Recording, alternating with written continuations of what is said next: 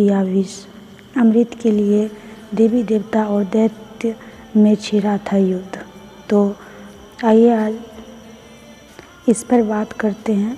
और मेरे चैनल पे आप नए हैं तो मेरे चैनल को प्लीज़ सब्सक्राइब कीजिएगा। समुद्र मंथन में सबसे पहले हलाहल विष निकला। जब देवता और दानवों को कोई उपाय नज़र नहीं आया तो सभी मिलकर देवों के देव महादेव के पास सहायता मांगने पहुंच गए। तब स्वयं देवों के देव महादेव ने ही इस हलाहल विष को पीने का बीड़ा उठाया। क्षीर सागर में देवताओं और राक्षसों ने मिलकर अमृत प्राप्ति के लिए समुद्र मंथन किया गया।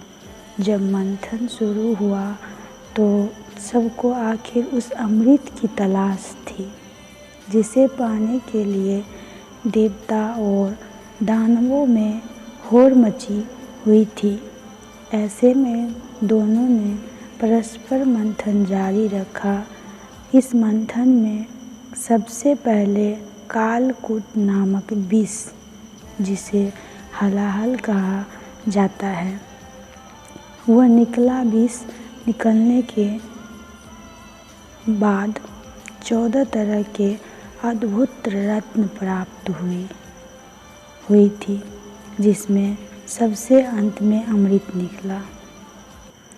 इस मंथन में हलाहल विष कामधेनु, उच्च, सर्वा ऐरावत, कौस्तुभ, मणि, कल्पवृक्ष, रंभा देवी, लक्ष्मी, वारुणी, मदिरा, चंद्रमा, पारिजात पुष्प, पांचजन्य, शंख, धन्वंतरी और अंत में अमृत निकला। कहा जाता है कि इसके गंध और निकल रही तीव्र ज्वाला से सभी देवता तथा राक्षस बेचैन होकर त्राहिमाम करने लगे। इसे कहीं फेंका नहीं जा सकता था, क्योंकि इसका तेज इतना था कि समस्त सृष्टि विनाश हो सकती थी। कहानी उस समय की है जब समुद्र में गिरे अमृत कलश को ढूंढने के लिए समुद्र मंथन का रास्ता निकाला गया।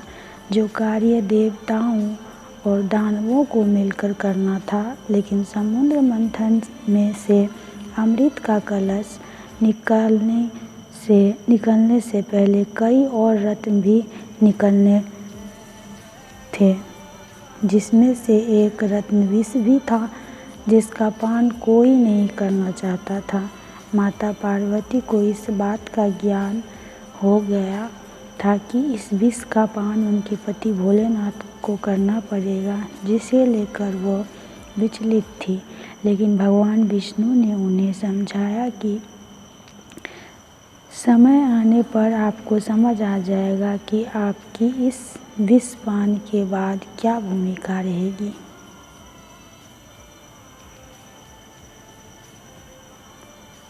समुद्र मंथन की पूरी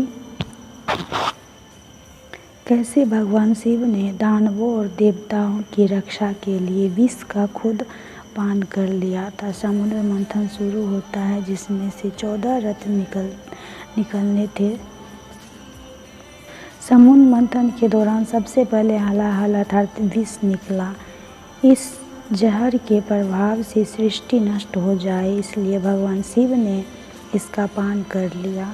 विष शिवजी के कंठ से नीचे ना उतरे, इसलिए माता पार्वती ने उसे अपने हाथ से रोक लिया। इस विष के प्रभाव से भगवान शंकर का गला नीला हो गया और शिवजी नीलकंठ कहलाए। माता पार्वती ने शिवजी से कहा कि जिस तरह से आपने इस विष को धारण कर इसे दुनिया में फैलने से रोक लिया है, वैसे ही मैं आपके कंठ में भवानी रूप में विराजमान रहूँगी और इसे आपके गले से नीचे नहीं उतरने दूँगी। इस तरह माता पार्वती भगवान शिव के कंठ में विराजित हुई। विष पान के समय शिव ने सर्पों को आशीर्वाद